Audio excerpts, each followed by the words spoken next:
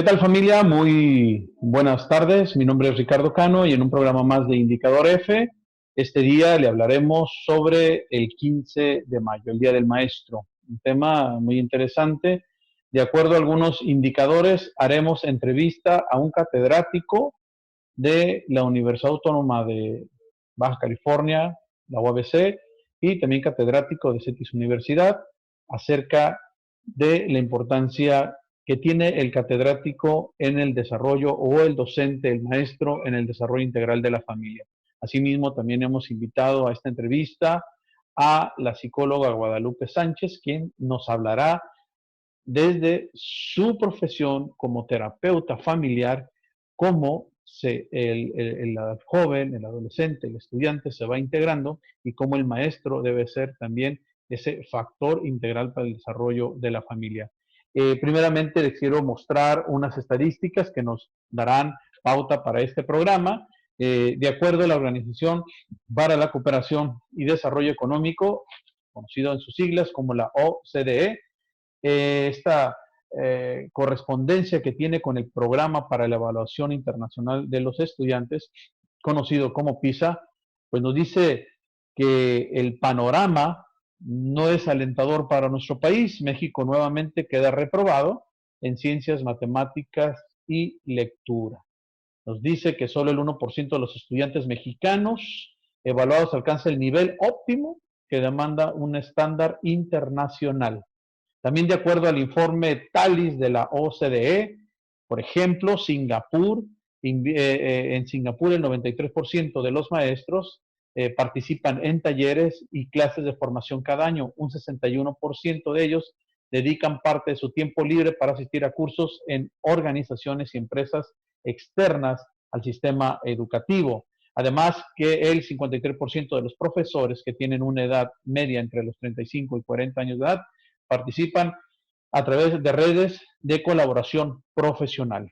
En México no es así. Entonces nuestra pregunta es realmente si el docente, el maestro, el catedrático es un factor importante para el desarrollo integral de la familia.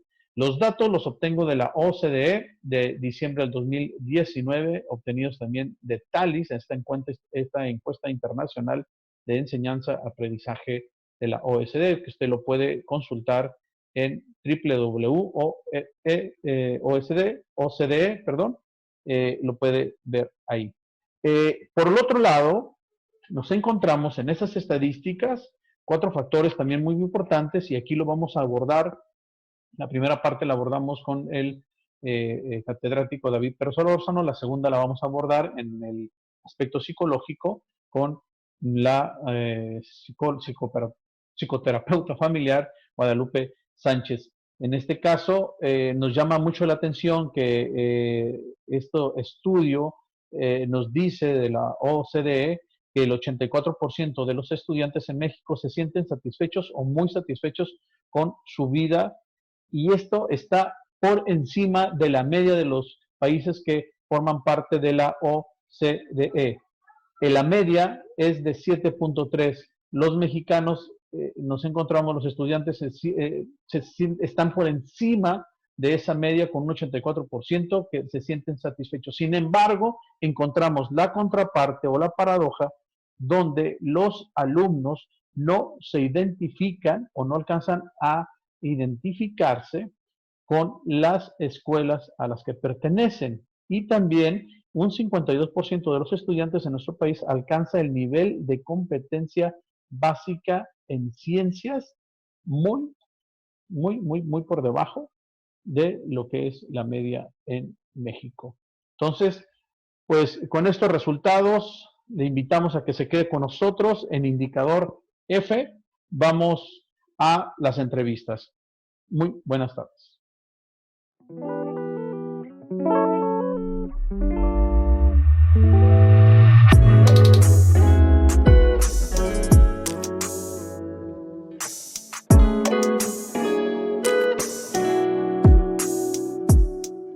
Muy buenas tardes, familia. En este programa Indicador F he tenido la oportunidad y el gran placer y el gusto de poderles presentar a un gran amigo, el maestro David Pérez Solórzano, catedrático universitario de dos universidades muy importantes aquí en nuestro estado, la Universidad Autónoma de Baja California y la Universidad CETIS Universidad. Podría yo mencionar acerca de sus estudios, pero les puedo decir así con poquito, de que él es autor de algunos textos, algunos ensayos, y actualmente está escribiendo en conjunto un libro muy interesante. Y estos estudios le han hecho viajar por nuestro país y le han hecho viajar a Sudamérica y también a los Estados Unidos. David, te agradezco tu tiempo y ahora que estamos a distancia, pues quizás es una pregunta que te haga yo y como te conozco, trabajas también mucho esta parte de la ética, del desarrollo de las familias y este programa a eso se dedica. Se dedica precisamente a ver los indicadores de estos factores. ¿Cómo has estado? ¿Cómo estás? Muy bien, gracias a Dios, confinados en esta sana distancia, pero también, con la esperanza de que hemos de salir de esto. Dicen por ahí muchos memes que vamos a salir como con 20 kilos de más, pero bueno, contentos también, alegre de estar en esta célula de la sociedad, que es la familia, en mi caso, con mi esposa, con una convivencia, pues yo muy feliz de la vida, de estar aquí con ella, trabajando desde la distancia también, un trabajo como docente, un tanto pesado, la atención es fuertecita, pero gracias a Dios muy bien y esperanzados en salir mucho mejor de cómo entramos en esta cuarentena. Muy bien, pues te agradecemos y vamos a entrar en materia, David. Te digo David, no te digo maestro, sé que tienes maestría y por ahí estás estudiando tu doctorado también. David, profe, yo creo que estamos entre personas, simple y sencillamente, eso es lo esencial. Luego los títulos y demás salen sobrando y bueno, la gente que nos está escuchando, que nos hace el favor de sintonizarnos por aquí, por estos medios, pues lo que le interesa es la carnita. Así que esperamos aportar algo para su reflexión. Muy bien, vamos a empezar con unas estadísticas, ¿qué te parece? Y luego te voy a hacer la pregunta. Este programa lo hemos titulado realmente en el sentido en el que qué factor tiene el docente para el desarrollo integral de la familia. Estamos hablando el docente desde todos los niveles que tenemos en nuestro país y en este sentido tú has trabajado en todos estos niveles, por ahí fuiste director del nivel básico en una escuela privada, por ahí tuviste también la oportunidad de impartir clases e impartes clases también a nivel bachillerato y pues como catedrático universitario estás en todos los niveles. Y por ahí también he sabido de que estás dando algunas asignaturas a nivel maestría. Eh, Vamos a empezar con estos datos, ¿qué te parece? Mira, la OSD, es la Organización para la Cooperación y el Desarrollo Económico, tú sabes que ellos tienen el programa para la evaluación internacional de los estudiantes conocidos como PISA.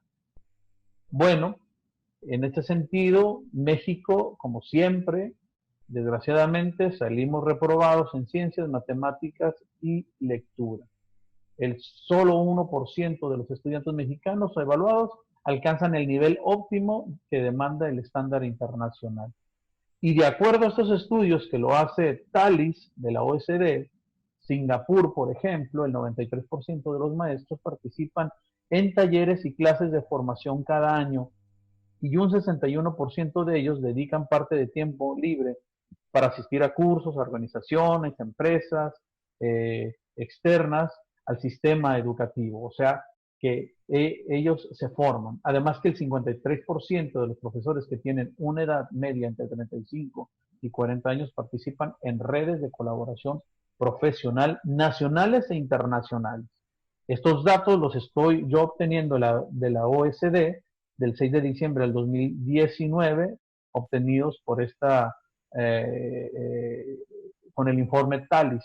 es la encuesta internacional de enseñanza y aprendizaje de la OSD. Entonces, mi pregunta sería, con estos datos que yo te acabo de dar, David,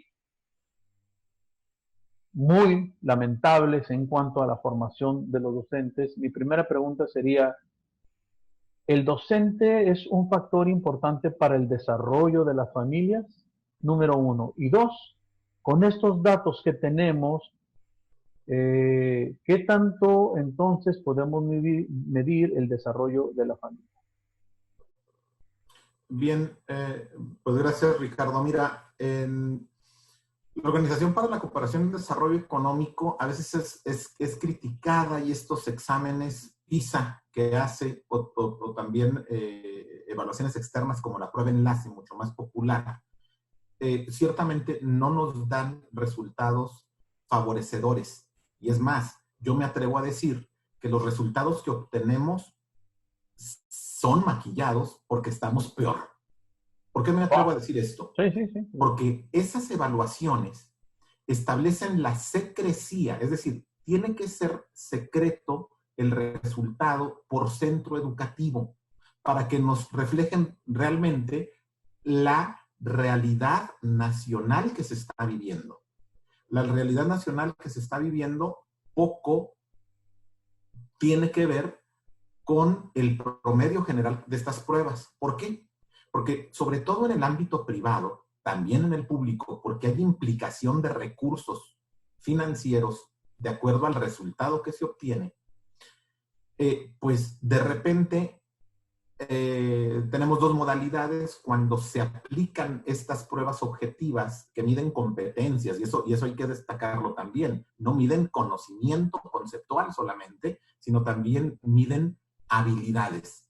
No así actitudes y valores, que sería la otra parte de las competencias, que también dejamos muchísimo de lado y que tiene que ver con esto. Pero los resultados que tenemos publicados son aún mejores que los resultados que pudiésemos tener en la realidad. ¿Por qué? Porque la implicación de estos recursos, el hecho de que estas evaluaciones también se vuelvan como parte de la competitividad en cuanto a clientes, convirtiéndose en una herramienta de mercadotecnia, y te lo digo también como mercadólogo, pues provoca que el día que vaya a aplicarse la prueba PISA, la prueba enlace, aquellos estudiantes que van más atrasados en sus calificaciones se enferman raramente y no van a la escuela. Uh-huh. Y cuando queda en las manos de las instituciones tomar la muestra, pues a los estudiantes más sobresalientes los empujan. Incluso aunque está prohibido, también hay instituciones que ponderan la calificación que se extrae de estas pruebas para beneficio o perjuicio del estudiante. A ver, entonces, ¿quieres decir? Los resultados que vemos están peor todavía. O sea, ¿quieres decir que estos alumnos que hacen estos exámenes son los mejores? A los que mandan al frente. En muchas ocasiones así es. Y si en muchas ocasiones.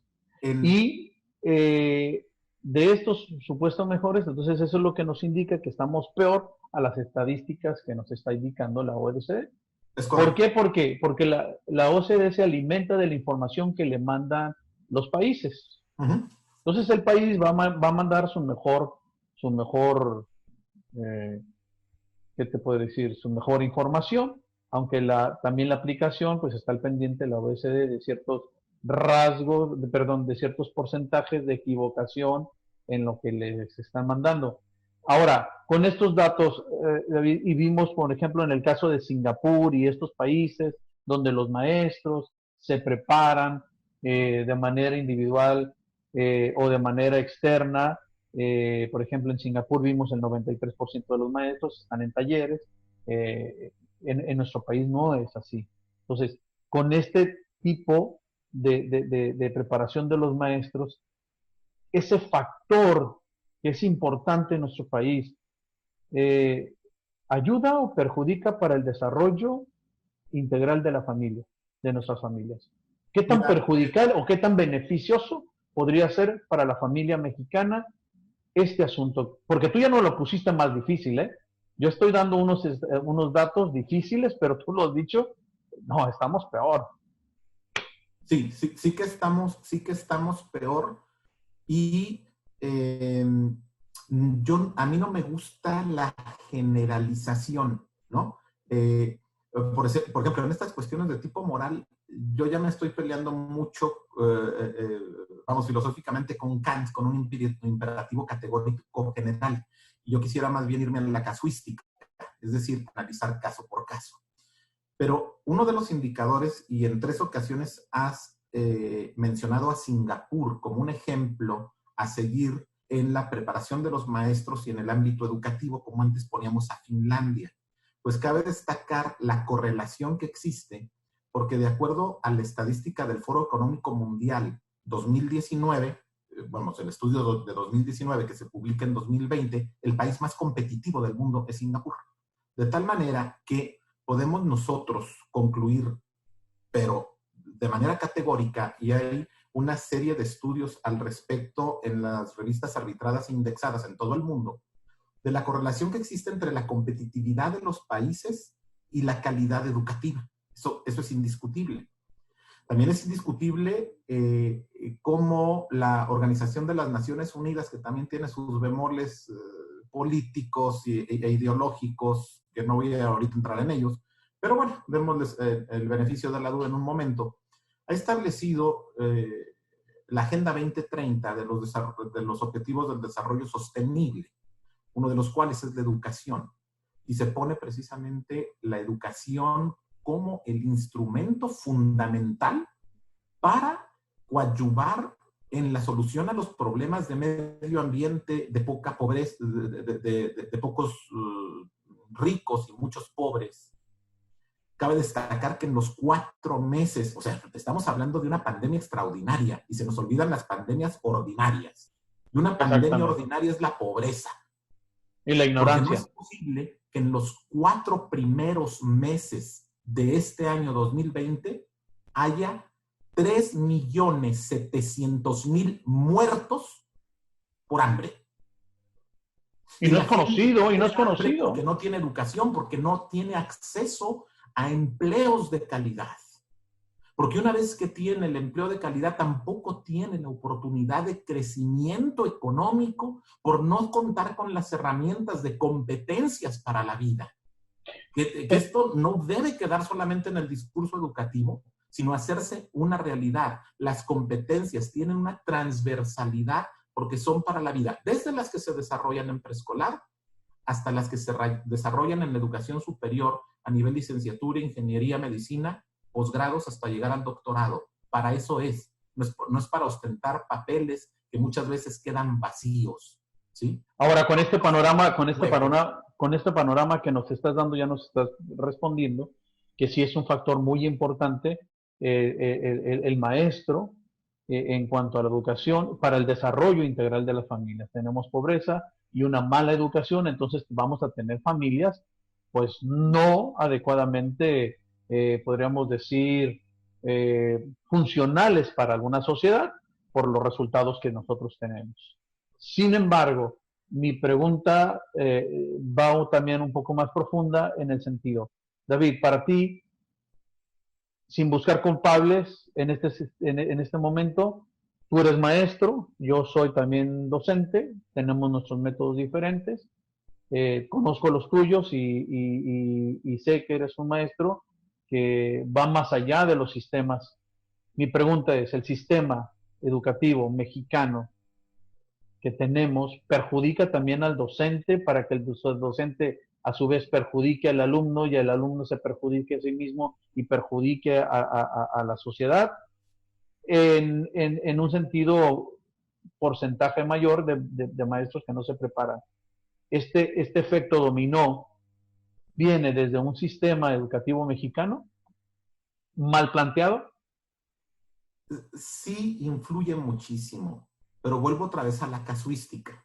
Es decir, hay una gran diferencia, creo que a través de la reflexión docente, y lo digo por mí mismo, hasta en una autocrítica, Una cosa es ser profesor y otra cosa es ser educador. ¿Sí? Un educador, número uno, domina la materia que imparte. Domina de pe a pa la materia que imparte. Es lamentable que se ha hecho una serie de reformas en todos los niveles educativos y sigue quedando pendiente una reforma profunda, eficaz y eficiente de las escuelas normales. ¿Cómo es posible que el maestro no entienda la lectura? Es decir, el egresado de la escuela normal no sea capaz de escribir un ensayo decente, que el egresado de la escuela normal no sea capaz de hablar en público.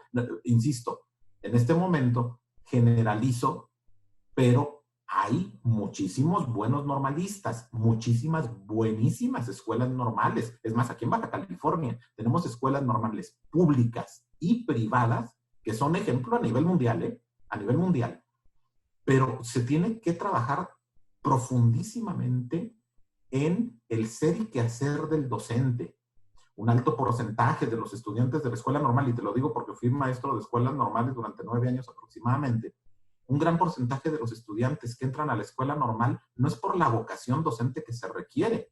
Decía el fallecido periodista, colega tuyo, Germán Dehesa, ser maestro es contagiar una pasión. Ser maestro es contagiar una pasión. Y entonces encontramos que profesores, no educadores, sin vocación, únicamente están buscando una plaza de por vida que les otorga un sindicato. Qué pobreza de espíritu.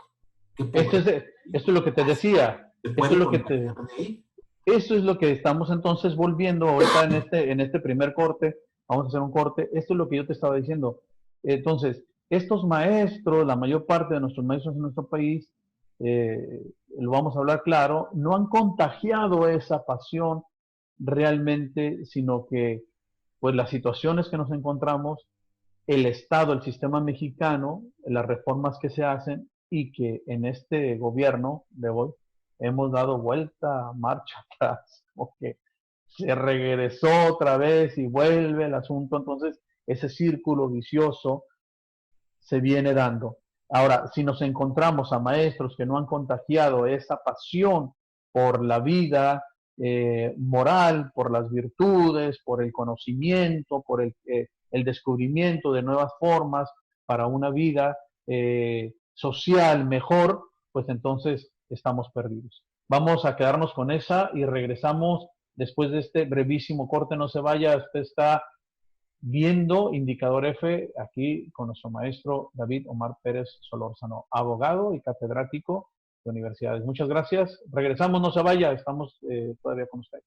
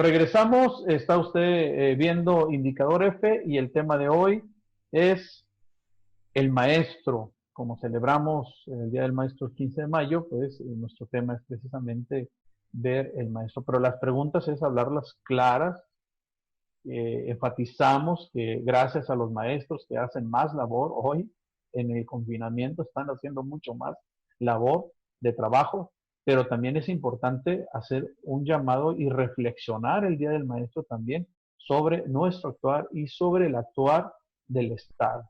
Nos quedamos en esta parte en el que precisamente el sistema educativo pues mexicano incentiva de una u otra manera pues las faltas que tenemos porque con la frase que citabas de esa pasión que debemos de poner los maestros en nuestros alumnos, pues se ha quedado a deber muchísimo. David, para ti esta reflexión, entonces, que has preparado a muchos docentes también, que has estado en tus asignaturas de maestría como docente y que te das cuenta de que hay maestros que no saben redactar, que no saben hacer un ensayo, ni la forma del ensayo. Eh, ¿Te queda claro entonces que sí hay una gran influencia en cuanto al desarrollo integral de nuestras familias? Sí, esto es definitivo. Mira, eh, recordando a Lévinas, es un sobreviviente del Holocausto. Eh, y de ahí nace la filosofía de la alteridad. Nosotros hemos estado luchando en los últimos años precisamente para que esa filosofía se vuelva pedagogía, pedagogía de la alteridad. Es decir, voltear a ver al otro. Hay dos instituciones de acogida, tres en realidad, las que hoy estamos relacionando son la familia y la escuela, la otra es la religión, son las instituciones de acogida por excelencia. ¿Y quién es el otro? El otro es el más vulnerable, de tal manera que la labor que hace la escuela y la labor que hace cada docente hacen la diferencia y tenemos los casos incluso documentados en libros y de Baja California, concretamente un libro por ahí de Mexicali, etcétera, etcétera, pero en fin, casos concretos que podemos decir que la educación ha hecho la diferencia. Hay quienes están desesperanzados, pero una buena educación puede sacar a una persona de la precariedad. ¿Sí?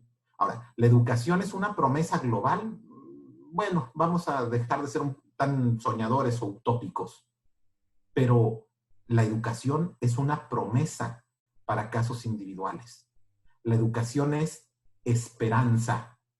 Y precisamente en la pedagogía de la alteridad, además de que el maestro tiene que acoger al otro, tiene que ver al otro, tiene que ser ejemplo a seguir, no con las palabras, no con una axiología, es decir, con una teoría de los valores únicamente en el plano normativo, sino en el plano fáctico, en el plano de los hechos. No vale la pena repetir y repetir cuáles son los valores y las teorías de los valores y que han de Scheller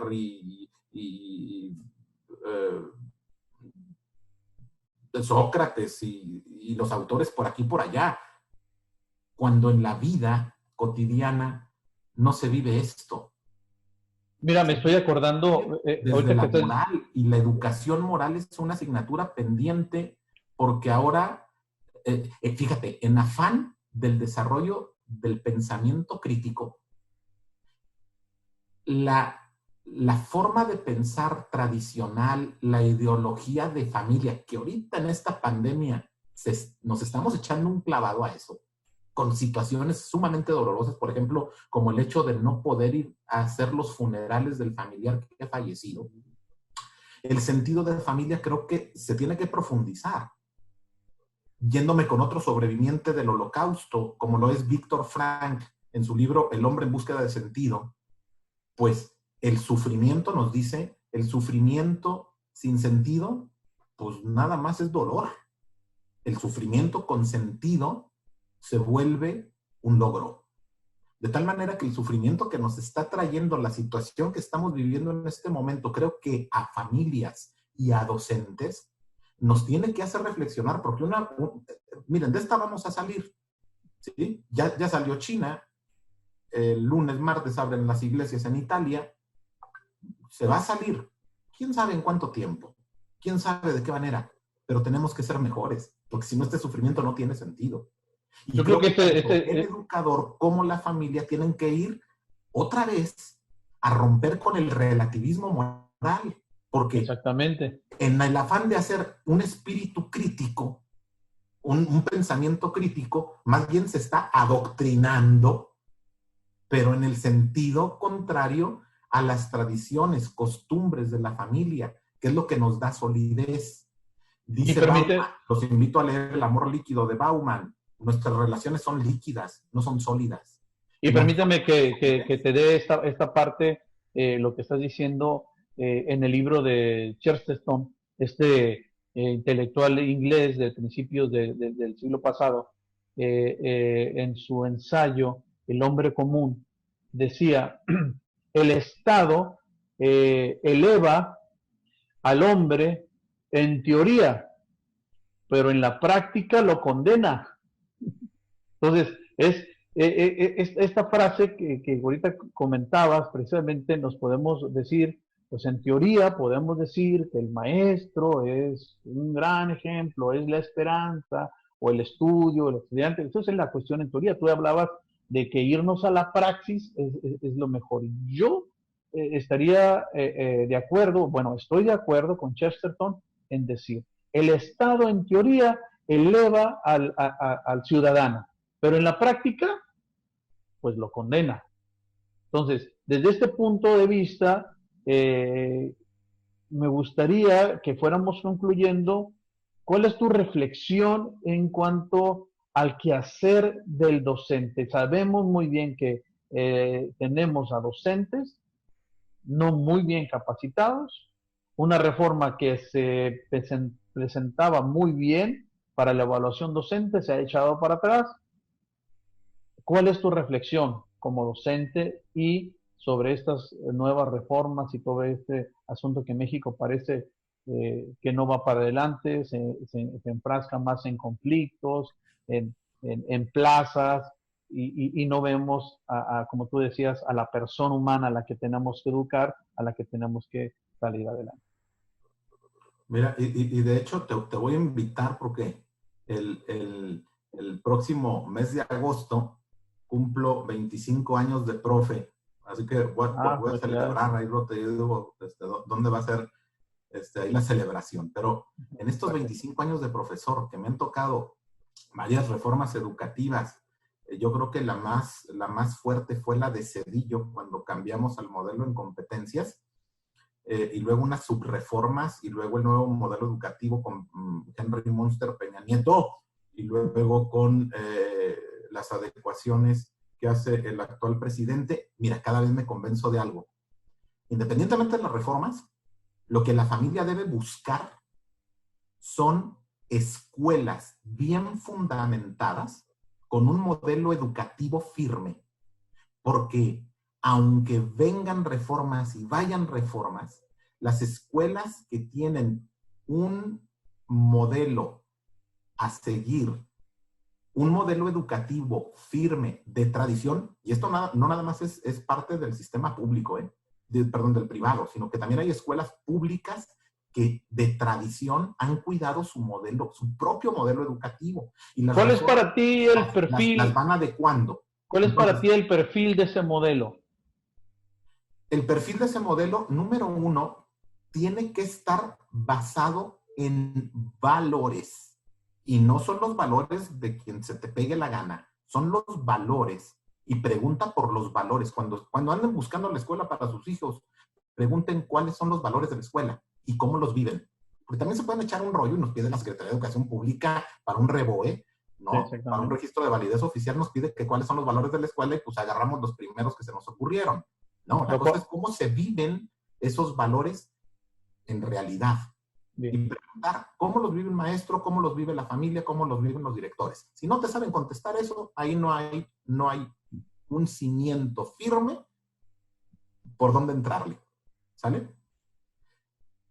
La familia o la escuela suele decirse, no, es que no estamos aquí en un O, estamos en un Y los encargados de formar a los niños, a los jóvenes, a los profesionales, son la escuela y la familia.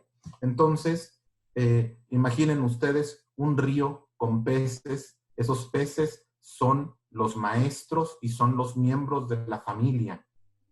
Pues se vale que un pececito le dé un poquito para la izquierda y otro para un poquito a la derecha, pero van en el mismo río. Lo que no se vale es salirse o ir contracorriente.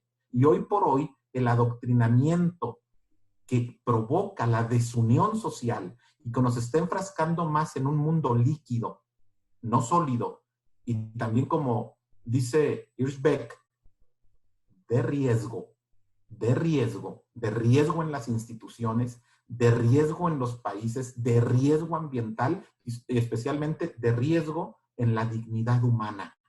La falta de educación, el que una persona no tenga acceso a una educación integral, es un atentado a su dignidad humana. Es un atentado a su dignidad humana. Es peor que un insulto, es peor que un golpe, es peor, porque a esta persona le estamos dejando indefensa ante un mundo que es cada vez más demandante, ante un mundo que es cada vez más exigente y que necesita de familias sólidas, de educadores sólidos, y yo creo que en la medida en que la familia, la escuela y las instituciones religiosas caminen para donde mismo, pues vamos a lograr la solidez. ¿Y por qué desde ahí? Pues porque ya lo decía, son las instituciones de acogida por excelencia. Ir para donde mismo, ir en el mismo río, no en otro caudal, no en una tierra en donde el pez se va a morir y no en un contracorriente que lo único que provoca es la desunión y el encono. Nunca antes la humanidad necesita de tanta solidaridad, y solidaridad va con solidez. Estamos en un momento de crisis, sí, pero hablando de esas mismas etimologías, crisis viene del mismo vocablo de crisol. Nos estamos acrisolando, nos estamos haciendo más fuertes, como ese metal que necesita ser fundido y necesita ser golpeado y necesita ser lijado. Estamos en ese proceso, pero si no le encontramos sentido, todo este sufrimiento no va a ser más que dolor, sin sentido, y no, se trata de esperanza. Este es otro de los elementos de la pedagogía de la alteridad, la esperanza, el ejemplo. Sé que estás muy ocupado y que ahorita ya vas a iniciar otra entrevista en línea. David, ¿cuál sería tu mensaje entonces en este confinamiento? ¿Qué deberíamos de hacer los maestros, aprovechar? ¿Cuál es tu mensaje para los docentes? Y que aprovechen ya nos dices algunas ideas, pero así para concluir con tu entrevista, ¿cuál es tu mensaje al docente de hoy? Pensando de manera general en instituciones sólidas, en instituciones líquidas, porque sí las hay, eh, educativas. Danos un mensaje, por favor, para el docente. Creo que como en tiempos de guerra, como en el tiempo de pandemia que estamos viviendo, creo, profesor, profesora que nos estás escuchando, tienes la oportunidad de convertirte en un héroe. Mira, yo también he aprendido, luego con la reflexión docente que hago, pienso qué regadas de tepache daba antes, ¿sí? Y la sigo dando, pero mejorarte. Yo creo que es muy importante que cierres los ojos, te vayas a un lugar oscuro y silencioso y en medio de todo ese secreto, escuches ese qué sé yo, que no sé qué, que es la conciencia, que hagas una reflexión profunda del poder que tienes en las manos, porque decimos, pues no voy a cambiar el mundo. Yo te digo, sí, sí lo cambio. La otra vez lo cambié, ¿sabes por qué? Porque estábamos en videoconferencia y me mandó un mensaje una muchachita de la UABC: maestro, se está quemando mi casa, no puedo llamar a los bomberos. Le pude llamar a los bomberos y fue la labor del profe. Y la otra vez estaba consolando a un muchacho que me dijo, oiga, profesor, es que mi mamá tiene COVID y ella es la que trabaja, ahora yo me tengo que salir a trabajar, ¿cómo hago la tarea? Y apoyarlo y canalizarlo. al muchacho que se le fue la luz y que no pudo entrar a tu videoconferencia, que tal vez está sufriendo porque no tiene nada en el estómago, y sin embargo tiene la esperanza de que la educación lo va a sacar de ese estado de precariedad. Podrías ser el gran héroe para esa persona y le has cambiado el mundo a esa persona. Es el poder, la misión, la vocación que tenemos, y yo no lo puedo también decir de otra manera. Creo que somos colegas de Dios porque Él también que nos educa. Muy bien, te agradezco, David. Pues muy enriquecedoras y muy motivadoras esas palabras. La verdad sí llegan y hemos escuchado esas historias como las que tienes para poder salir de esto. Te agradecemos tu tiempo tan ocupado, aunque estés en casa, estás todo el día conectado, sabemos, por muchas ocupaciones que tienes. Y pues que no será la primera vez que nos visitas aquí, aceptas nuestra invitación para poder, yo sé que tienes otros temas y que sí vamos a recurrir. Muchas gracias, te agradezco. Muchas gracias, Ricardo. Gracias a todos ustedes. Muy buen día y feliz Día del Maestro. Gracias. Pues bueno, nos quedamos todavía aquí en Indicador F. A continuación vamos a tener la entrevista con una orientadora de esta escuela, bueno, de una escuela, que no vamos a decir su nombre, pero ella es orientadora de un bachillerato de esta edad un poco difícil, y quédese con nosotros. Regresamos en Indicador F. Gracias.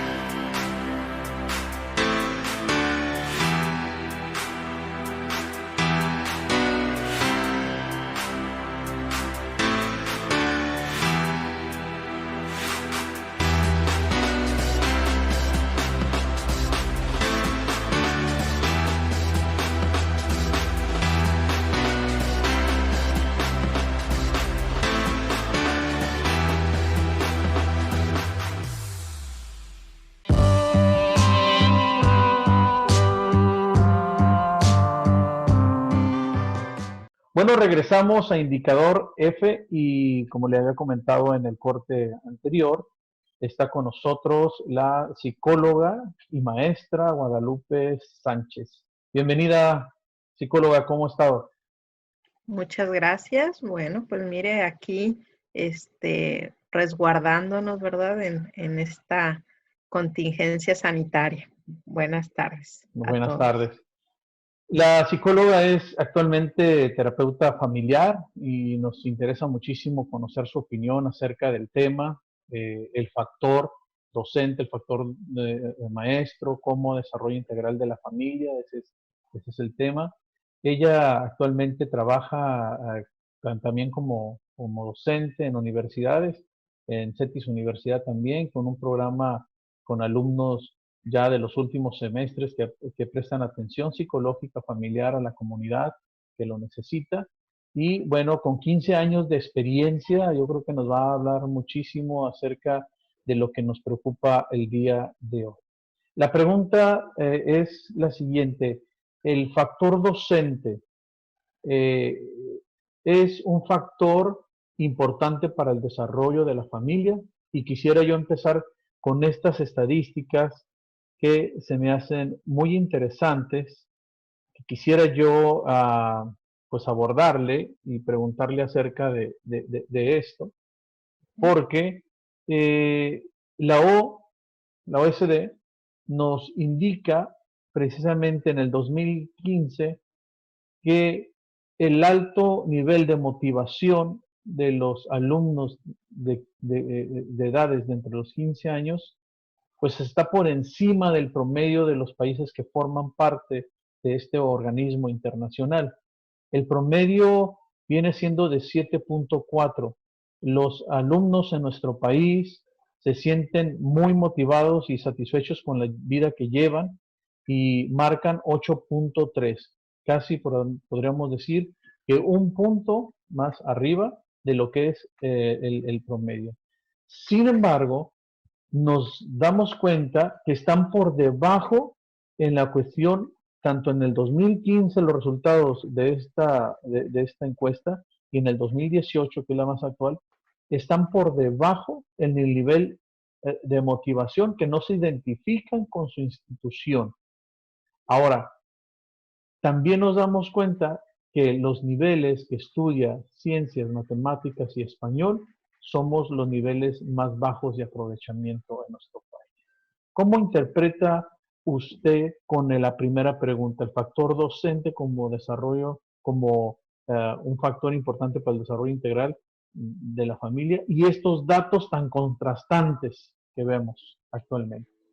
Sí, pues mira, unos datos muy interesantes, ¿verdad? Sobre cómo aparentemente hay un alto nivel de motivación en los estudiantes, sin embargo, en términos, pues ya más reales, vamos viendo que van disminuyendo, ¿no? Tu primera pregunta tiene que ver, bueno, pues de la relación del docente, qué tan importante es dentro de la familia, hablando de estos niveles de motivación que estamos viendo, ¿no? Quizá en mi experiencia lo que yo puedo ver, yo como terapeuta familiar, pues prácticamente estoy muy interesada justamente en esta diada que se tendría que trabajar de manera más continua entre la familia y la escuela en función del estudiante, ¿verdad? Sin embargo, vemos que todavía hay una alta resistencia, por ejemplo, de nuestra sociedad a trabajar de manera colaborativa con la escuela. Aparentemente se hace, pero en términos de realidad también podemos quizá darnos cuenta que el problema es multifactorial. Yo lo podría identificar, por ejemplo, que vemos que en la tarea que les toca a los padres dentro de la escuela, desde mi experiencia lo que puedo ver es que el estudiante se siente muy abandonado. Es decir, se le adjudica al docente la total responsabilidad de la educación del joven. Sin embargo, a mí que me toca trabajar con los jóvenes que asisten a terapia por problemas en la escuela de rendimiento académico, lo que nos damos cuenta es que de por sí ya hay un rezago desde los primeros años escolares en donde quizá el estudiante pide más que los padres de familia estén más cercanos, ¿verdad?, a apoyar en las necesidades académicas que tiene el estudiante. Y desde mi experiencia puedo ver que en la medida en que los padres se comprometen más a estar más involucrados en la supervisión de los conflictos que puede tener el estudiante, no nada más en el índole académico, sino también en las cuestiones emocionales y en las cuestiones conductuales de lo que sucede con el joven en la escuela.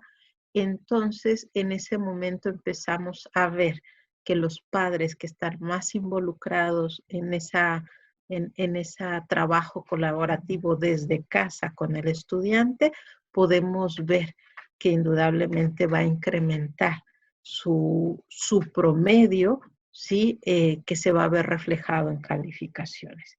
Eso quiere decir que uno de los factores que son, desde mi percepción, muy importantes de atender es el involucramiento de los padres sí, en las cuestiones académicas, pero no solamente académicas, sino emocionales y conductuales, la cuestión de la presencia del padre para que el joven se sienta respaldado y involucrado, que vamos a ver reflejado posteriormente en los resultados académicos. Por O sea, ejemplo, ya desde ahí, por ejemplo, dejamos entrever que no es solamente responsabilidad del docente, del docente. ¿verdad? Sino Ahora, un trabajo aquí, colaborativo. sí, entonces aquí el asunto podría ser, cambia un poco estos datos que nos da este organismo internacional en cuanto a la educación. Nosotros tocábamos con el catedrático anterior sobre también el sistema educativo mexicano y la reforma educativa que parecía que avanzaba y luego retrocedió otra vez, pues nos trae que, que vamos a perjudicar entonces al alumno con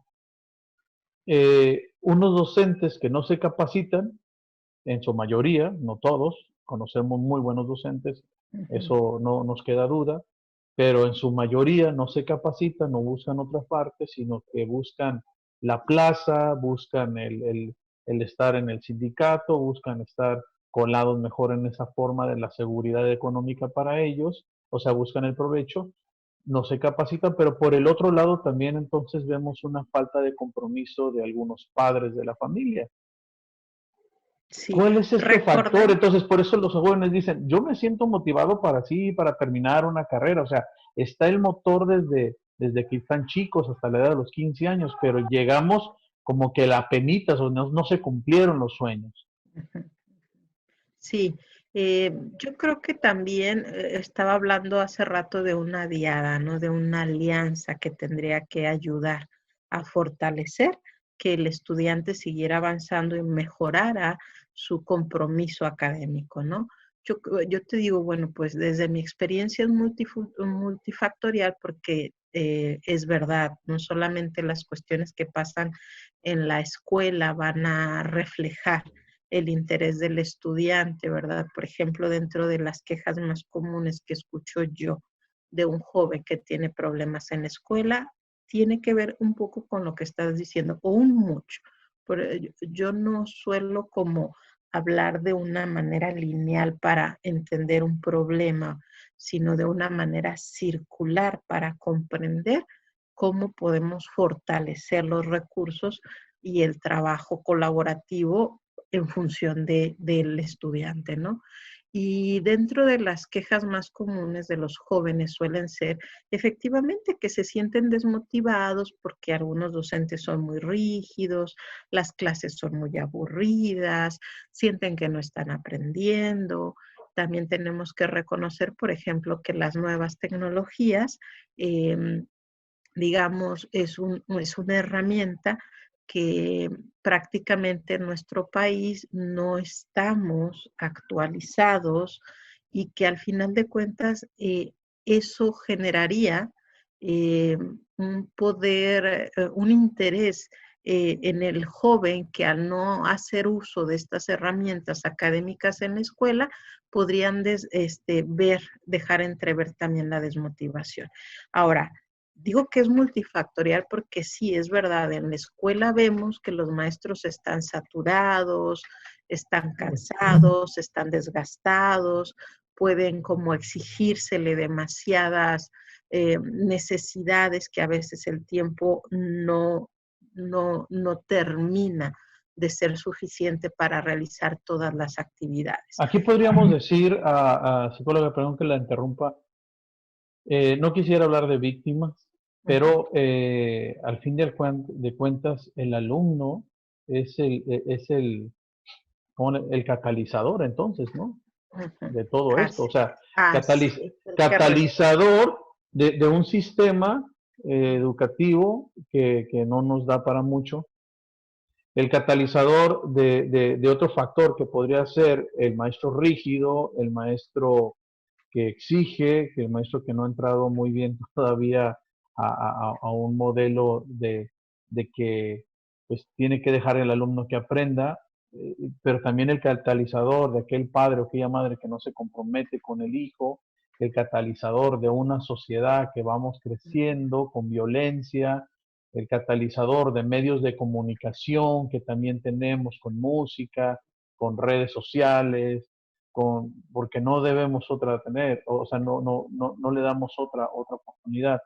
¿Cómo le llamaría usted? No quisiera yo llamarle, él es la víctima y estos son los victimarios, ¿no? ¿Cómo le podríamos llamar? Aquí el joven realmente está sufriendo porque todos Yo a veces le diría, yo, echamos la culpa al joven, ¿no? Es que el joven no claro, quiere aprender, es que el joven no quiere hacer esto. claro, ¿Cómo lo claro. interpreta usted? Sí, yo lo manejaría más que víctima y victimario como el depositario, ¿no?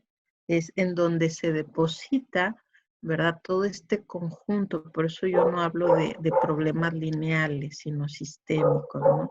En donde al final de cuentas, como un embudo, ¿verdad? La parte más vulnerable, porque está en función de todas estas variables y estos sistemas, de pronto depende ese joven para poder tener esos recursos cubiertos, esas necesidades que le permitan a él resolver esos conflictos apoyado con todas estas personas que le rodean, que le permitan y le ayuden a resolver esos conflictos que tiene. ¿Por qué? Para que un adolescente se sienta motivado, sus necesidades, es decir, los problemas que interpreta el adolescente, tienen que estar resueltos por los adultos.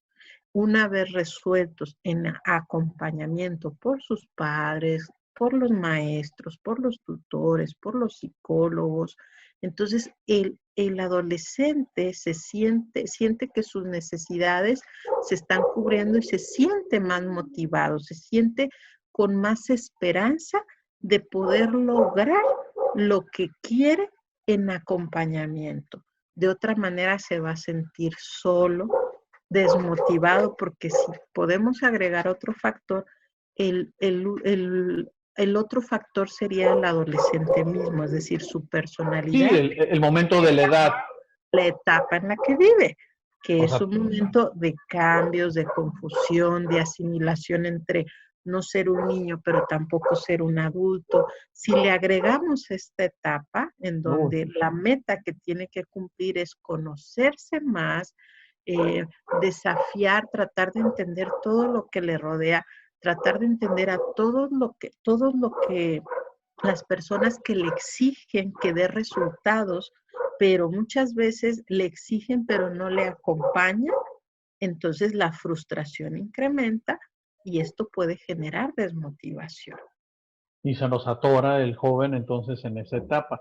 Y yo creo que aquí esa es una etapa natural en la que debemos los padres o debemos los maestros de poder ayudar al joven a superar esa etapa en la Así. forma natural. Pero después nos vemos con formas no naturales, sino con formas tóxicas de un maestro de este tipo, exigente, de un padre que no le pone atención o una madre que tampoco le pone atención. También a veces la disfuncionalidad de la familia con ciertos Yes. modelos, cuestiones de ese tipo. O sea, el joven crece naturalmente. Por eso sorprenden las estadísticas del organismo que le mencioné, el OCDE, en el sentido en el que, pues sí, le hacen una entrevista. En México fueron 600,000 jóvenes en el 2018, de los cuales se hizo un trabajo, y ellos hablan, yo quiero las metas, o sea, tienen un sueños más altos que los niveles normales de los países que forman esta parte, pero ya en la práctica vemos que no es así. En su experiencia como terapeuta familiar, ¿ha resuelto unas problemáticas? Yo me imagino que sí, 15 años es para tener sus logros, ¿no? Y por eso le llamamos, porque se nos hace muy interesante el trabajo que está haciendo. Eh, Estos logros que ha tenido, ¿nos podría narrar, sin nombres, claro, por supuesto, eh, algún conflicto casi que le dieron los dolores de cabeza a usted y que al final salió para poderle decir a la gente que nos escucha que sí se puede y que debemos de trabajar todos en conjunto? Sí, quizá la parte de la función que hago como terapeuta familiar, en donde me interesa, ¿verdad? ¿Qué es lo que pasa? ¿Cuáles son los problemas que pasan al interior de la familia? Y los problemas que presentan tanto los padres como los hijos y la relación entre padres e hijos, pero también cada uno de los individuos que lo integran. Y entonces parte de esto, ¿verdad? La gran demanda es que el padre lleva a su hijo y uno de los principales problemas entonces es este, ¿no? Mi hijo tiene problemas en la escuela. Entonces, cuando yo me acerco y hablo con el joven, entonces me doy cuenta que dice, bueno, es que mis papás no están, es que me preocupa que mis papás no tengan dinero, no quiero darles problema. Por otro lado, la escuela me aburre, no le entiendo esta clase y le pregunto al maestro.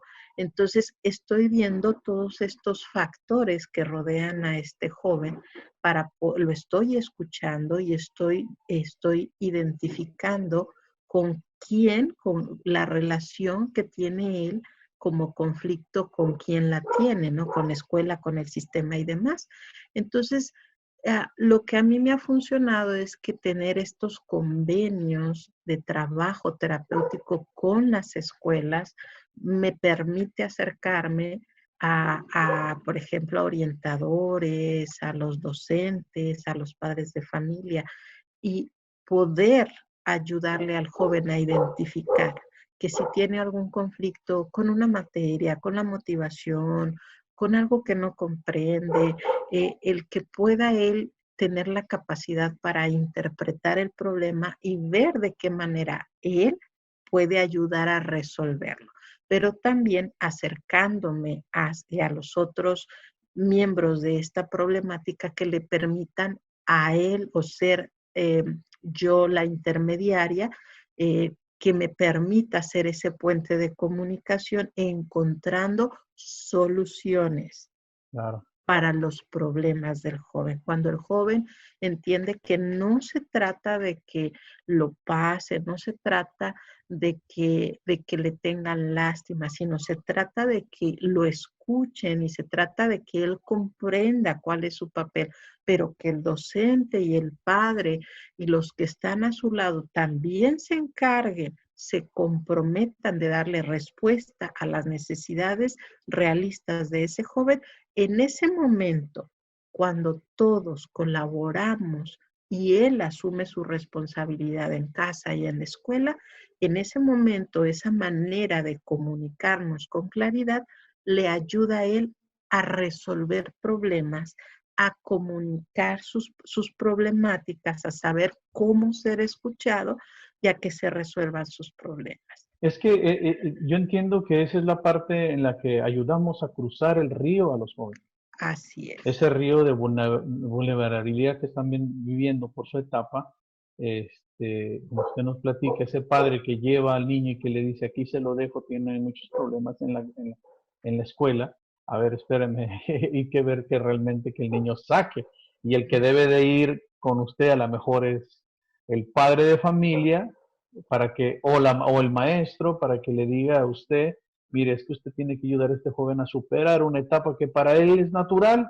Uh-huh. O sea, él es natural, está viviendo. Y si usted no le ayuda, papá, y si usted no le ayuda, maestro, que no es obligación del maestro, pero sí, en sí son de los padres. El chico entonces va a buscar, me imagino yo, eh, pues llenar esa necesidad con alguna droga, con algo que le incentive por lo menos a mitigar eso que él siente y podría caer, no sé, se me ocurren muchas cosas, en vandalismo, en drogas, en pornografía, en muchas cosas, ¿no? O sea, ese es el punto. Si vuelvo, pues le agradecemos muchísimo, nos gustaría que en los próximos programas la vamos a seguir invitando, si no hay por ahí bueno, podría decir, un inconveniente de su parte. ¿Nos podría dar, si hay gente interesada, a comunicarse con usted, su teléfono?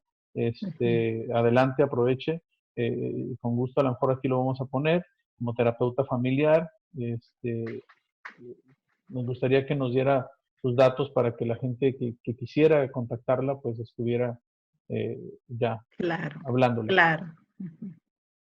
Sí, bueno, pues mira, mi teléfono es 664 224788 y también, bueno, invitarles, por ejemplo, en el Centro Comunitario de CAOP en CETIS, Tijuana, también hay servicio de diferente tipo de psicoterapia y está abierto al público general y los costos son bajos, ¿verdad? Para que tengan acceso a toda la población.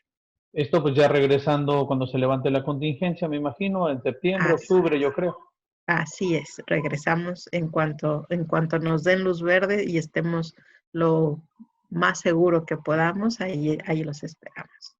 Psicóloga, un mensaje a los docentes. ¿Qué les quiere decir usted desde la recepción de un chico que tiene problemas para sacarlo adelante? ¿Cuál podrá ser como los primeros auxilios o qué mensaje le podría decir al docente que dé o cómo debe prepararse? Un mensaje que nos pueda dar.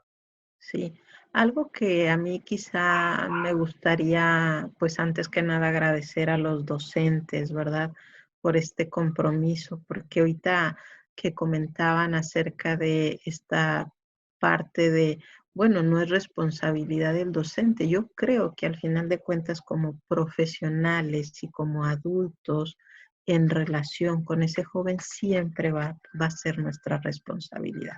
Desde luego, primero de la familia, pero cualquiera que esté cerca de un joven y más de los profesionales, hablemos que la escuela es la segunda casa, a veces la primera para muchos A veces, sí estudiantes, es cierto. ¿verdad? A veces es la primera en donde podemos identificar los problemas y definitivamente los maestros interesados, los maestros que canalizan, los maestros que identifican los problemas y buscan la ayuda, les hacen mención a los padres, tienen esta vinculación con profesionales para que se acerquen a las escuelas a poder intervenir de manera sistémica, definitivamente pues podemos ver que los logros van a ser mucho mejores y en beneficio tanto de ellos, en beneficio de nuestra sociedad y en beneficio de nuestros jóvenes.